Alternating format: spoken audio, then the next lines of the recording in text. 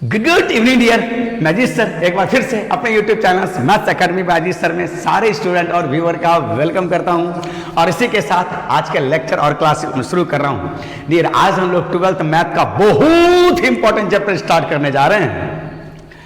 Mostly writer RS Agarwal को छोड़ करके, चाहे NCERT हो, RD शर्मा हो, KC सिन्हा हो या मार्केट में और भी बहुत सारे राइटर हैं जिसने 12th के मैथ को 2 पार्ट में लिखा है, 2 बुक बनाया है, 2 वॉल्यूम दिया है। दूसरा पार्ट या दूसरा बुक जहां से शुरू हो रहा है, या यूं कहो कि दूसरा पार्ट दूसरा बुक का जो पहला चैप्टर है वहां से मैं शुरू कर रहा हूं, उसको शुरू करने जा रहा हूं डियर। और वो पार्ट, वो चैप्टर, उस चैप्टर का जो प्यारा दुलारा कॉमन पॉपुलर इंटरेस्टिंग और इंपॉर्टेंट वर्ड है उसको मैंने हेडिंग बनाया है। और वो पॉपुलर इंपॉर्टेंट वर्ड क्या है डियर? Integrals and integration. हालांकि डियर ये दोनों अलग अलग वर्ड है, हम इसको बाद में डिस्कस करेंगे। ये दोनों कॉमन और पॉपुलर इंपॉर्टेंट होने के चलते मैंने लिखा है। कुछ राइटर ने इंटीग्रल को हेडिंग बनाया, कुछ राइटर ने इंटीग्रेशन को हेडिंग बनाया, मैंने दोनों को ले लिया और दोनों अलग अलग है। दोनों को अभी बाद में डिस्कस करेंगे। और थोड़ा हिंदी भी जान लेना है डियर। इंटीग्रल को हिंदी में समाकल और इंटीग्रेशन को समाकलन बोलते हैं। तो इंटीग्रल्स एंड इंटीग्रेशन, समाकल और समाकलन। डियर, ये 2 वर्ड को डिस्कस और डिफाइन करने के पहले थोड़ा ये जान लेना है कि ये 2 वर्ड मैथ के किस ब्रांच से कंसर्निंग है। लाइक क्या अलजेब्रा में है, या ट्रिगोनोमेट्री में है, या मेंसुरेशन में है, या कोऑर्डिनेट ज्योमेट्री में, या किस ब्रांच में है? अरे नहीं नहीं नहीं डियर, वो सब्जेक्ट, वो ब्रांच जो 10 तक नामो निशान नहीं था, बट 11 और 12 आते आते तो जो बूम कर जाता है मैथ का, वो ब्रांच का नाम है कैलकुलस। कैलकुलस हिंदी में कलन या कलन शास्त्र बोलते हैं डियर। और इस मैथ को, इस ब्रांच को लाने वाला 2 महान फिजिसिस्ट और मैथमेटिशियन था, लेबनिज और न्यूटन, जिसने 16 और 17 सेंचुरी में इस ब्रांच को डेवलप किया था। बहुत ज्यादा नहीं बताऊंगा, ये पहले मैं बता चुका हूं। तो थोड़ा इस दोनों को डिस्कस करने के पहले थोड़ा रुचि जगाना चाहिए। भाई ये क्यों, किस लिए, किस पर्पज से आया, और थोड़ा पुरानी बातों को मिला के कंपेयर करके पढ़ने से और भी ज्यादा हमें रुचि आएगा और जल्दी और आसानी से समझेंगे। सो डियर, ये कैलकुलस आगे चल करके 2 पार्ट में डिवाइड होता है, या यूं कहो कि यह कैलकुलस 2 पार्ट से मिलकर बनता है। वो पार्ट में से पहला पार्ट है डिफरेंशियल कैलकुलस, हिंदी में अवकल, डिफरेंशियल अवकल कलन, और इंटीग्रल कैलकुलस समाकल कलन या कलन शास्त्र बोलते हैं। हिंदी थोड़ा सुन लेना है, बट मोस्टली चाहे हिंदी मीडियम वाले हो या इंग्लिश मीडियम वाले, इंग्लिश ही ज़्यादा बोलना पसंद करते हैं। और डियर, अब मैं थोड़ा याद दिला रहा हूं, ये वर्ड मैं पहले बता चुका हूं कि ये डिफरेंशियल कैलकुलस किस पर्पस से आया, क्यों इसको डेवलप किया गया, क्या यूज है इसका। सो डियर, ये 2 पर्पस से आया था। पहला, फंक्शन का ग्राफ, क्योंकि हर फंक्शन का ग्राफ होता है, हर फंक्शन का ग्राफ है, हर फंक्शन, या अब ऐसा सुनो, पहला पॉइंट, फंक्शन के ग्राफ के किसी पॉइंट पर टेंजेंट, दैट इज स्पर्श रेखा खींचने के लिए, ये पहला। दूसरा, उस टेंजेंट का स्लोप निकालने के लिए, tan थीटा निकालने के लिए, ढाल निकालने के लिए ही डिफरेंशियल कैलकुलस का डेवलपमेंट हुआ था। वंस अगेन डियर, ये डिफरेंशियल कैलकुलस क्यों डेवलप हुआ? It is developed for the problems of, किस तरह के प्रॉब्लम्स के लिए? तो डिफाइनिंग और drawing tangent line to the graph of the function. And दूसरा क्या है dear? Calculating the slope of this tangent line to the graph of the function. जिसको मैंने हिंदी में बोला उसी को थोड़ा अंग्रेजी में बना के लिखा है डियर। हिंदी मीडियम वाले, ये बहुत ज़्यादा बड़ा अंग्रेजी नहीं, बहुत टफ नहीं, बहुत माइनर और आसान सा अंग्रेजी है। थोड़ा बहुत अंग्रेजी यहाँ से भी सुन लेना चाहिए। तो ये डिफरेंशियल कैलकुलस किस पर्पस से आया? फंक्शन के, पहला, फंक्शन के ग्राफ के किसी पॉइंट पर टेंजेंट खींचने के लिए, और दूसरा, उस टेंजेंट का स्लोप निकालने के लिए। याद करो डियर, स्लोप हमेशा लाइन का ही होता है। और क्या होता है तो जरा सा मैं याद दिलाना चाह रहा हूं डियर। जैसे कि देखो थोड़ी देर के लिए, अगर ये कोई लाइन है डियर, ये एक्स एक्सिस है, जरा याद कर लो, बहुत भुलक्कर हो ना, भूल जाते हो ना।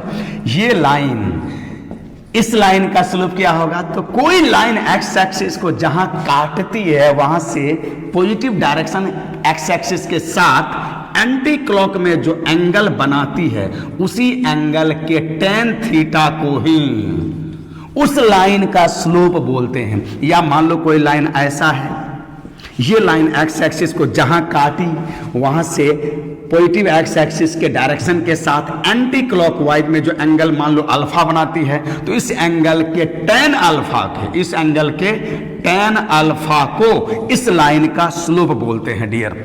तो ये याद दिलाने के बाद हर एक फंक्शन का ग्राफ, तो फंक्शन के ग्राफ, ये फंक्शन मान लो कोई फंक्शन था f(x), उस फंक्शन के ग्राफ के इस पॉइंट पर टेंजेंट खींचने के लिए, ये टेंजेंट खींचने के लिए, और दूसरा इस टेंजेंट का स्लोप निकालने के लिए, ये थीटा का tan थीटा निकालने के लिए डियर डिफरेंशियल कैलकुलस को डेवलप किया गया है। तो याद रखना है, फंक्शन के ग्राफ के पॉइंट पर टेंजेंट खींचने और उसका स्लोप निकालने के लिए डिफरेंशियल कैलकुलस को डेवलप किया गया था। और ठीक इसी तरह से डियर इंटीग्रल कैलकुलस भी दो पर्पस से, दो प्रॉब्लम को सॉल्व करने के लिए डेवलप किया गया।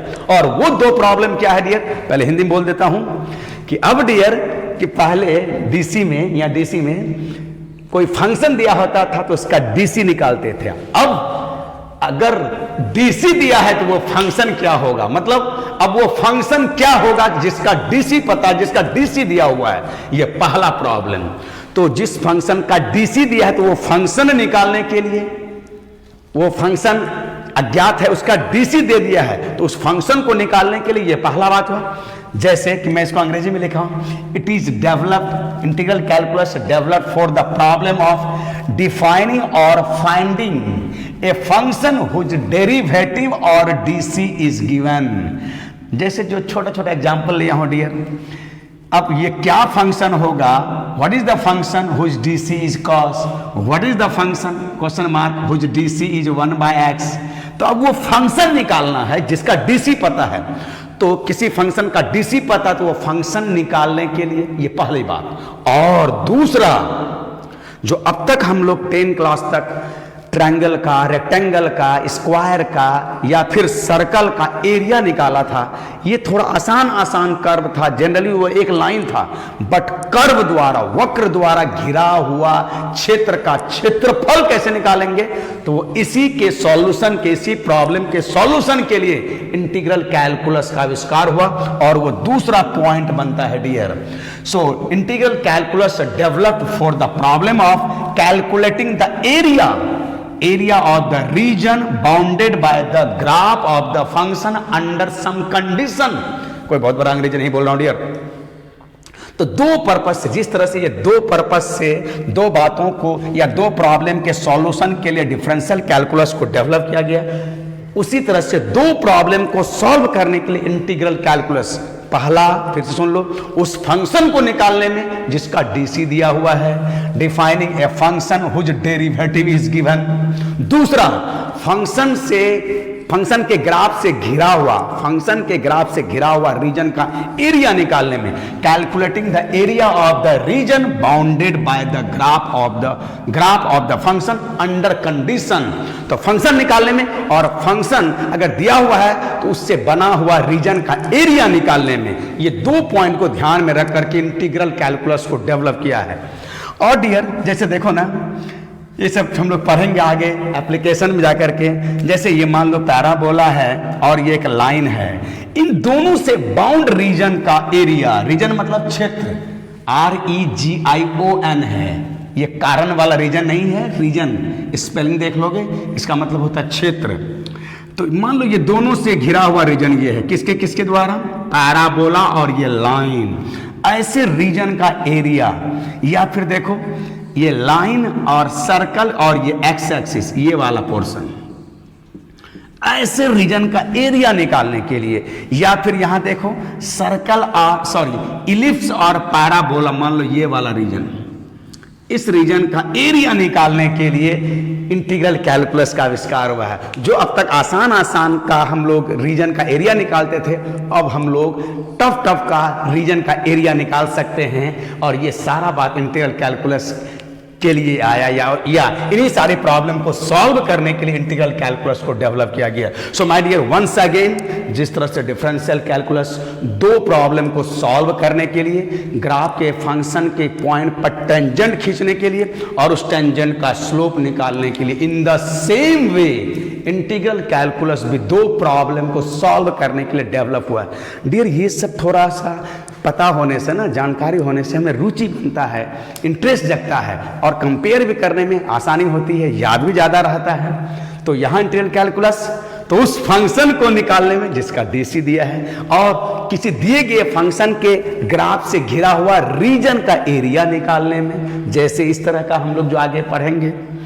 और डियर, एक इंटरेस्टिंग बात है कि ये सारी बातें एक हेडिंग के अंदर पढ़ते हैं, ये सारी बातें, और ये वो इशारा करता है, ले जाता है, वो हेडिंग का नाम क्या है? Indefinite integral. डियर, इनडेफिनिट, इसको हम तब इनडेफिनिट इंटीग्रल बोलते हैं। और ये सारी बातें हम एक दूसरे हेडिंग के अंदर पढ़ते हैं और उस हेडिंग का नाम है डेफिनिट इंटीग्रल। डेफिनिट, देख लो डियर, प्रोनाउंसिएशन भी थोड़ा सही होना चाहिए। तो पहला प्रॉब्लम को सॉल्व करने के लिए सारी बातें जिस हेडिंग के अंदर पढ़ते हैं वो हेडिंग है हमारा इनडेफिनिट और निश्चित समाकल, और दूसरा प्रॉब्लम को सॉल्व करने के लिए इसे जिस हेडिंग के अंदर पढ़ते हैं उस हेडिंग को हम बोलते हैं डेफिनिट इंटीग्रल, निश्चित समाकल और निश्चित और निश्चित। सो डियर, और एक वेरी वेरी इंपॉर्टेंट बात क्या है कि इन दोनों के बीच जो एक लिंक होता है, कनेक्शन होता है, वो एक थ्योरम से कनेक्टेड होता है और उस थ्योरम को बोलते हैं हम fundamental theorem of calculus. Fundamental theorem for calculus. और इसी फंडामेंटल थ्योरम ऑफ कैलकुलस से ये दोनों इनडेफिनिट और डेफिनिट, इनडेफिनिट और डेफिनिट एक दूसरे से लिंक होता है, कनेक्ट होता है, जो हम लोग आगे डिस्कस करेंगे डियर कि वो फंडामेंटल थ्योरम क्या है। ठीक है, तो चलो इतना के बाद अब मैं इसमें ये दोनों वर्ड को डिफाइन करूंगा डियर। ठीक है, तो मैं दोनों वर्ड को डिफाइन करने जा रहा हूं। हाँ डियर, अब जब मैं हेडिंग लिख रखा था इंटीग्रल्स एंड इंटीग्रेशन और इंटीग्रल कैलकुलस में जो एक वर्ड सुना था इनडेफिनिट इंटीग्रल, इन तीनों को मैं डिफाइन करने जा रहा हूं। इंटीग्रल, इनडेफिनिट इंटीग्रल और इंटीग्रेशन, जो अभी अभी यही बीच में आएगा। और इन सारी बातों को समझाने के लिए डियर मैं बहुत सारी बातों को लिख रखा हूं इससे concerning term, notation, symbol, so that कि मैं कम समय में बहुत ज़्यादा बात बता सकूं और आसानी से बता सकूं और आसानी से समझ सकूं। तो चलो बिना देर के मैं इंटीग्रल वर्ड को डिफाइन करने जा रहा हूं, समाकल को मैं परिभाषित करने जा रहा हूं। जैसा कि पता है डियर, कैलकुलस का कोई भी चैप्टर या टॉपिक बिना फंक्शन से स्टार्ट नहीं होता है। तो इंटीग्रल का डेफिनेशन सुनो। अगर किसी फंक्शन g(x) का dc f(x) है, g(x) का dc f(x) है, तो इसी gx को f(x) का एंटी dc कहा जाता है। और उल्टे तरीके से मैं बोलूं तो f(x) का एंटी dc gx हुआ, gx का dc f(x) है तो f(x) का एंटी dc gx हुआ। और इसी बातों को मैं यहां लिख दिया हूं डियर। इफ dc और डेरिवेटिव, पॉपुलर तो ज्यादा DC ही है, if DC of gx is f of x, जिसे मैथमेटिकली इस तरह से हम डिनोट करते हैं, then gx is said to be anti-DC of fx and denoted by। अब इसको डिनोट कैसे किया जाता है डियर? तो देखो इस तरह से हम डिनोट करते हैं। जिस तरह से fx के dc को हम इस तरह से डिनोट करते हैं, तो gx का एंटी dc को हम इस तरह से डिनोट करते हैं। ये रहा हमारा, इस तरह से डिनोट करते हैं gx का dc को इस तरह से, तो fx का एंटी dc को इस तरह से डिनोट करते हैं। और एंटी का मतलब ही क्या होता है डियर? ये तो हम लोग डे टू डे लाइफ में कितनी बार सुनते हैं। जब मैंने 11 या ट्रिगोनोमेट्री स्टार्ट किया था तो वहीं से आपको सुनाना शुरू कर दिए थे, क्लॉकवाइज, एंटी क्लॉकवाइज, और anti party, anti bacteria, anti virus, इस तरह से ढेर सारा वर्ड हम लोग डे टू डे लाइफ में एंटी का यूज करते हैं। और एंटी का मतलब ही होता है कि उल्टा। तो इधर का डीसी अगर gx है डियर, देखो ये, तो इसी का एंटी डीसी gx है। अब जिस तरह से डीसी को हम डिनोट करते हैं उसी तरह से एंटी डीसी को भी डिनोट करना चाहिए। तो एंटी डीसी को हम इस तरह से डिनोट करते हैं और fx का एंटी डीसी कौन हुआ? gx। तो ये थोड़ा जो मैंने इंग्लिश में लिखा है ये बहुत बड़ा अंग्रेजी नहीं है डियर, देख लोगे। If the DC of g x is f x that is this, then g x is said to be anti DC of f x which is denoted by this. और इन दोनों बातों को एकदम शॉर्ट में अच्छे से मैथमेटिकली इस तरह से मैंने लिख दिया है dear. DC of g x with respect to x is f x, that implies, हाँ इसका डीसी ये, तो इसका एंटी डीसी ये हुआ, बट इसके एंटी डीसी को इस तरह से डिनोट किया और हुआ कौन, जी एक्स। और अब डियर इसको हम पढ़ेंगे कैसे, जैसे इसको तो पढ़ लिया था हमने, DC of g x with respect to x is equal to f x, तो इसको पढ़ेंगे anti DC of f x with respect to x. Anti DC क्या पढ़ेंगे, anti DC. But dear anti DC या एंटी डेरिवेटिव या एक तीसरा नाम प्रिमिटिव, और जो चौथा नाम है वो सबसे प्यारा न्यारा दुलारा आंखों का तारा, वो नाम है इंटीग्रल। तो हम इसको इस तरह से पढ़ेंगे, integral of f of x with respect to x is g x. हालांकि ये वर्ड मैं यहां लिखा हूं, फिर से एक बार इसको बताऊंगा, तो इसको कैसे पढ़ोगे, पढ़ेंगे integral, anti DC, anti derivative, primitive और इंटीग्रल, ये चार नाम है ना, ये चार तरीके से हम पढ़ सकते हैं, नाम नहीं। इसको हम क्या क्या पढ़ सकते हैं, anti DC of f x, anti derivative of f x, या फिर प्रिमिटिव ऑफ एफ एक्स, या integral of f x, integral of f x with respect to x, ऐसा रहा डियर। इस तरह से हम रीड करेंगे। अच्छा, अब ये बातें जो मैं इधर लिखा हूं ये पुरानी है और ये बातें बस इस चैप्टर का है, लेकिन मैं चाह रहा हूं कि दोनों को थोड़ा कंपेयर करके पढ़ने से टर्म, नोटेशन, सिंबल ज्यादा कंफ्यूजन नहीं होगा और थोड़ा बहुत पीछे का रिवीजन भी हो जाएगा। सो डियर अब जब देखो तो डिफरेंशियल कैलकुलस के निगाहों से, नजरिए से इधर वाले को जरा ध्यान से देखो तो ये वाला पोर्शन के लिए ये लिखा हूं और ये वाला पोर्शन के लिए ये लिखा हूं जिसे पढ़ना है, और ये जो पढ़ लिया है बस रिवाइज करा दे रहा हूं। यहां इसी फंक्शन को डियर डिफरेंशिएबल और डेरिवेबल फंक्शन बोलते हैं। डिफरेंशिएबल और डेरिवेबल हिंदी में अवकलनीय फलन।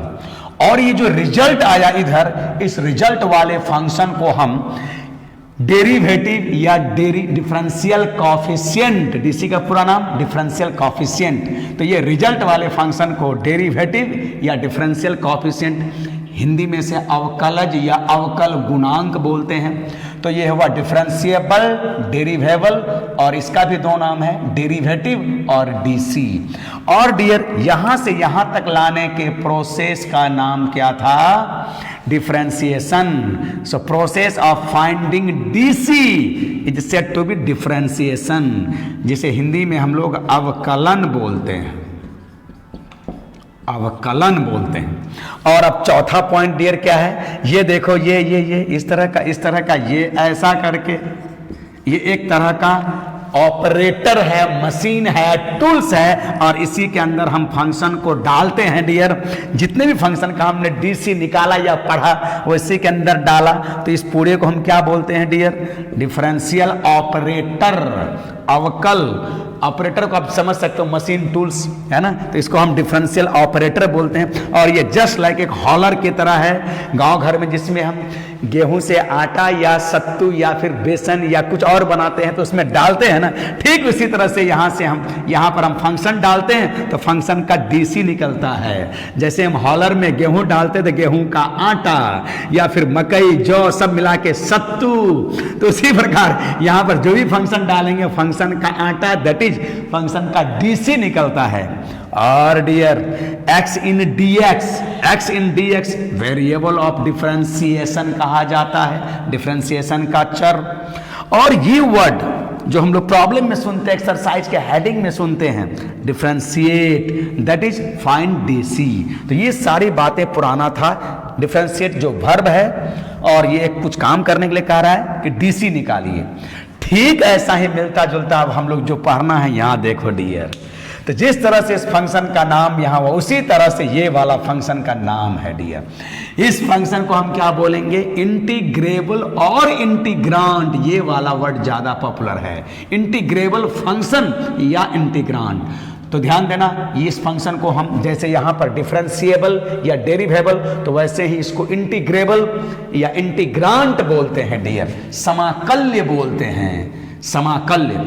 और जो इधर रिजल्ट आया, रिजल्ट वाले फंक्शन को तो चार चार नाम बोला ना, एंटी डीसी और डेरिवेट, एंटी डीसी या एंटी डेरिवेटिव। तीसरा नाम प्रिमिटिव, प्रिमिटिव का मतलब होता है पहले वाला, पूर्वाग्र, प्रीमिटिव मतलब पहले वाला, है ना।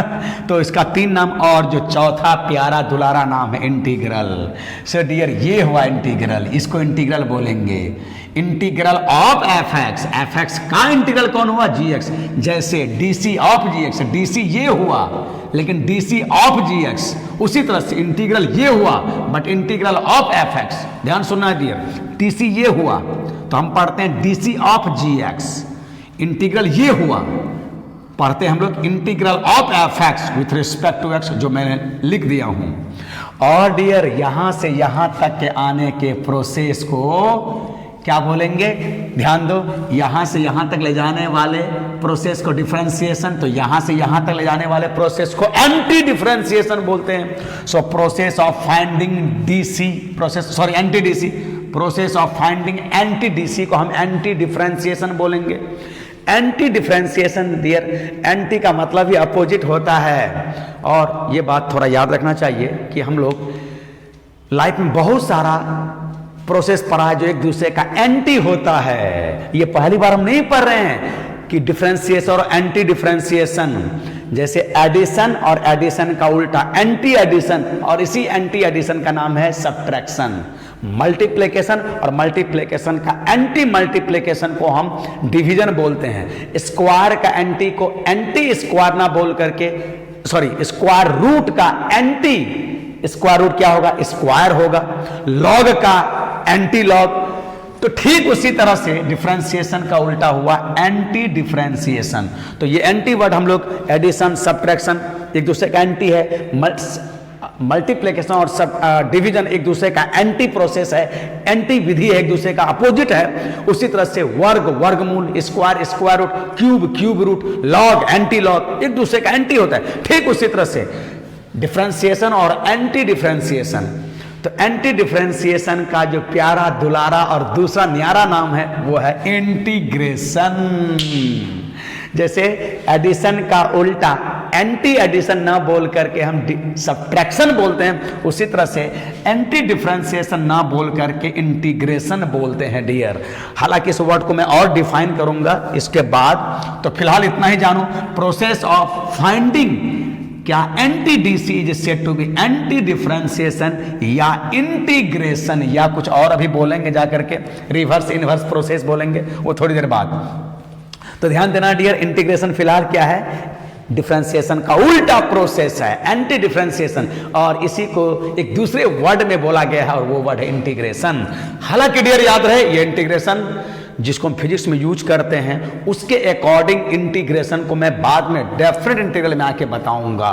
जिसको फिजिक्स में ज्यादा यूज करते हैं, यहां पर भी जब हम इंटीग्रेशन का एप्लीकेशन करेंगे तब वो वर्ड और क्लियर होगा कि जो हम फिजिक्स में यूज करने जाते हैं, फिजिक्स में जो यूज करते हैं। और डियर ठीक इसी तरह से ये जैसे डिफरेंशियल ऑपरेटर है तो ये ठीक उसी तरह से इंटीग्रल ऑपरेटर है। इंटीग्रल ऑपरेटर याद रखना है डियर, जिस तरह से हम ये रेशियो नहीं समझते हैं, ये एक तरह का ऑपरेटर, ये एक चीज है, उसी तरह से यहाँ एक चीज समझना है, ये और ये दोनों अलग अलग नहीं है।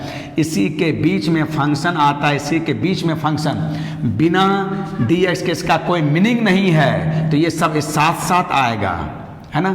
तो यहाँ पर इसको हम इस सिंबल, इस पूरे को इंटीग्रल ऑपरेटर बोलते हैं। और ठीक ये पुराने जमाने के ये चक्की की तरह है ना, चक्की चक्की चक्की याद करो, जिसमें हम लोग गांव घर में अभी भी बहुत जगह क्या बोलते हो, बगिया बनाने के लिए, भक्का बनाने के लिए, या चावल से चावल का जो आटा होता है उसका रोटी खाने के लिए हम चक्की में हम पीसते थे। जस्ट लाइक चक्की है डियर, चक्की है और ये हॉलर है। और याद रहे एक बात, जिस तरह से पहले चक्की आया तब बाद में हॉलर आया, ठीक उसी तरह से इंटीग्रेशन पहले आया है बाद में डिफरेंशिएशन आया है। जो थोड़ा हिस्ट्री पढ़ोगे तब पता चलेगा। हाँ, ये ठीक उसी तरह से है। ये चक्की है तो ये हॉलर है, चक्की पहले आया और बाद में हॉलर आया, तो इंटीग्रेशन भी पहले आया डियर। थोड़ा हिस्ट्री पढ़ोगे या जब डेफिनेट इंटीग्रल में आऊंगा तब मैं बताऊंगा। हाँ, याद रखना। तो डियर ये एक तरह का ऑपरेटर है चक्की जैसा, और इसी में हम फंक्शन को डालते हैं। और जैसे वहां पर चक्की में डालने पर उसका भी एक पिसा हुआ आटा निकलता है, चावल से आटा या सत्तू जो भी बोलो, उसी तरह से यहां पर डालने से फंक्शन का इंटीग्रल निकलेगा। और इस साइन को हम इंटीग्रेशन साइन बोलते हैं डियर, जो सांप जैसा है। और सांप जैसा ही क्यों है तो ये डेफिनेट इंटीग्रल में आके बताऊंगा मैं। और x in dx variable of integration, एकदम ठीक यहां की तरह जैसा है डियर। और ये 7 नंबर प्रॉब्लम में सुनोगे, क्वेश्चंस के हेडिंग में सुनोगे, इंटीग्रेट जैसे डिफरेंशिएट तो integrate, find integral, find integral. हाँ डियर, चलो इतनी बातों को जानने के बाद ये सब टर्म को भूलना नहीं है, कंफ्यूज नहीं करना है कि इंटीग्रल क्या है, इंटीग्रेशन क्या है, इंटीग्रांट क्या है, इंटीग्रेट क्या है। कई बार स्टूडेंट कंफ्यूज करता है।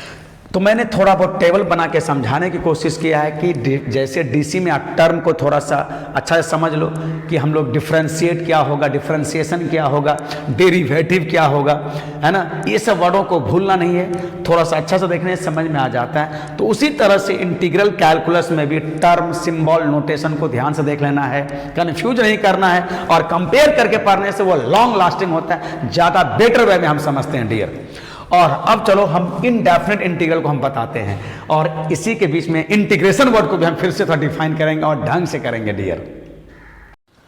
हाँ डियर, अभी अभी जो हम लोग इंटीग्रेशन वर्ड को देखा था, अब उसी इंटीग्रेशन वर्ड को हम एक अच्छे से और नए तरीके से डिफाइन करेंगे। ये इंटीग्रेशन किसके बदले में आया था डियर? एंटी डिफरेंशिएशन के बदले में आया था। जैसे एंटी एडिशन के बदले में सब्ट्रैक्शन, एंटी मल्टीप्लिकेशन के बदले में डिवीजन, और एंटी स्क्वायर के बदले में स्क्वायर रूट, या फिर लॉग, एंटी लॉग, एक दूसरे का उल्टा। ठीक उसी तरह से एंटी डिफरेंशिएशन के बदले में इंटीग्रेशन आया। लेकिन एंटी का और भी सिनोनिम्स पर्यायवाची है, जैसे इनवर्स, रिवर्स। तो अब इंटीग्रेशन को हम इस तरह से भी डिफाइन करते हैं, इनवर्स प्रोसेस ऑफ डिफरेंशिएशन और रिवर्स प्रोसेस ऑफ डिफरेंशिएशन। तो डिफरेंशिएशन के उल्टे प्रोसेस को हम इंटीग्रेशन बोलेंगे। और यही लाइन डियर ज्यादा पॉपुलर हो गया, और मोस्टली राइटर ने इसी लाइन को ज्यादा वैल्यू दिया है, इसी लाइन को डिफाइन किया है। So integration is the inverse और रिवर्स प्रोसेस ऑफ डिफरेंशिएशन। और एक और भी डेफिनेशन जो शुरू में आया, what is the function whose DC is given. What is the function, वो फंक्शन क्या होगा जिसका डीसी पता है, जिसका डीसी दिया हुआ है। तो उस फंक्शन को निकालने के प्रोसेस को integration, that is the process of finding a function whose DC is given. वह प्रोसेस जिससे उस फंक्शन को निकाला जाता है, वह प्रोसेस जिससे उस फंक्शन को निकाला जाता है जिसका डीसी पता है। और वही बात यहां लिखा हूं, process of finding a function, function के निकालने के प्रोसेस जिसका डीसी दिया हुआ है या पता है। ये सब डेफिनेशन इंटीग्रेशन का है डियर, और इसमें से ये ज्यादा हिट है या पॉपुलर है। और इन सारी बातों के लिए और या फिर इनडेफिनेट इंटीग्रल को और अच्छी तरह समझने के लिए मैं कुछ एग्जांपल ले रहा हूं, और इस एग्जांपल से मैं इनडेफिनेट इंटीग्रल को अब डिफाइन करने जा रहा हूं डियर।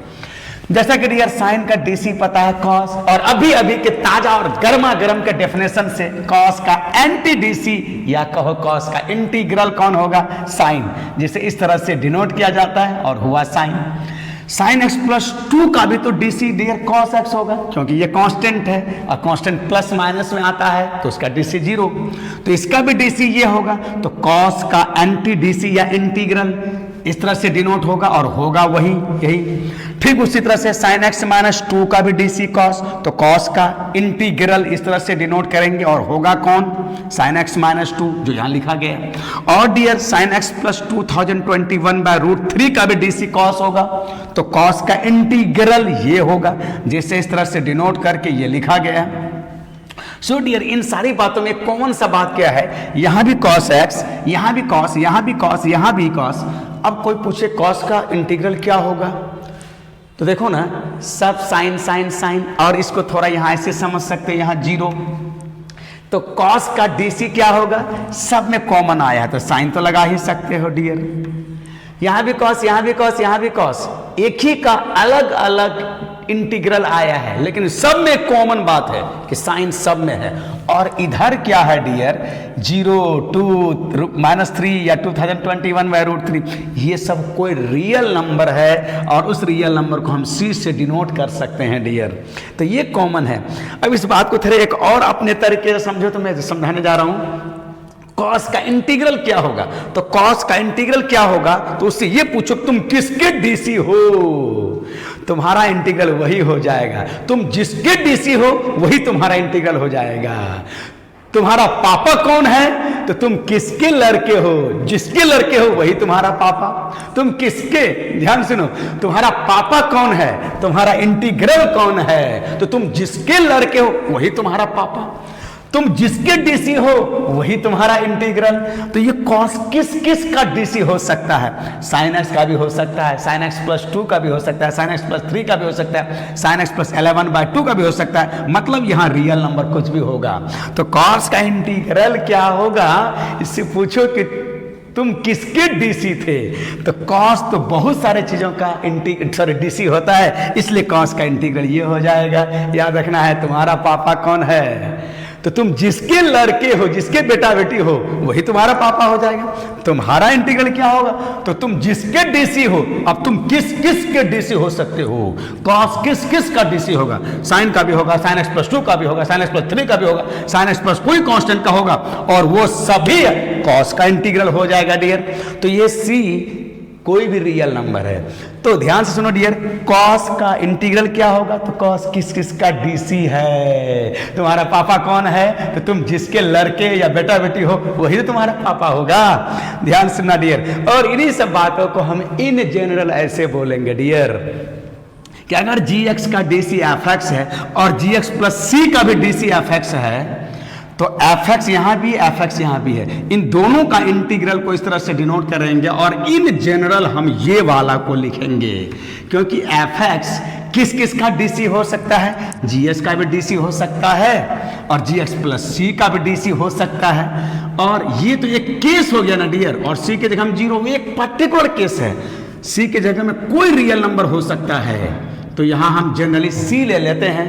ध्यान दो डियर, एकदम इस बात को समझना है कि कॉस का इंटीग्रल क्या होगा। तो कॉस किसका डीसी है, साइन एक्स का हो सकता है या साइन एक्स प्लस कुछ कांस्टेंट का हो सकता है। अब वो कांस्टेंट 0 भी हो सकता है। तो ठीक इसी बातों को इन जनरल ऐसे बोला गया, जी एक्स का डीसी एफ एक्स, जी एक्स प्लस सी का भी डीसी एफ एक्स। तो एफ एक्स का इंटीग्रल जी एक्स प्लस सी लिखेंगे, और अगर ये होगा तो अपने आप ये 0 हो जाएगा।